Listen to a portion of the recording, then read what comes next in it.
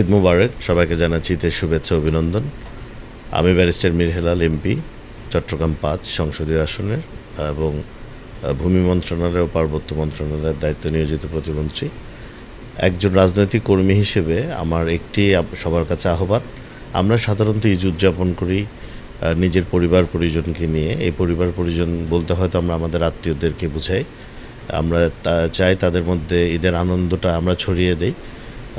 কিন্তু আমার আজকের আহ্বান থাকবে আমাদের পরিবারটা যেন বিস্তৃত করে আমরা আমাদের পাড়ার প্রতিবেশী এবং এলাকার মানুষজনকে সংযুক্ত করতে পারি, যাতে আমরা ঈদের আনন্দটা আরও ব্যাপকভাবে আনন্দ উপভোগটা করতে পারি এবং ঈদের আনন্দের ব্যাপ্তিটা আরও বড় হয়। এভাবে সমাজেরও কল্যাণ হবে, আনন্দেরও আরও বেশি সুযোগ আমাদের দেশে থাকবে।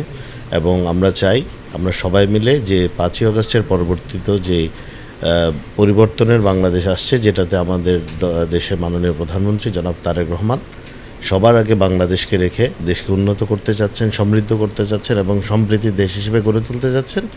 দেশবাসী সহ সকলের সহযোগিতা নিয়ে সে যাত্রায় যেন আমরা অগ্রসর হতে পারি, সেই প্রার্থনাই করছি।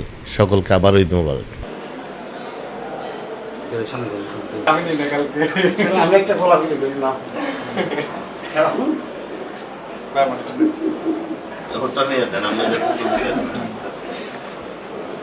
আসিফ ভাই শুরু কোন স্যান্ডেল লাগিয়েছে না?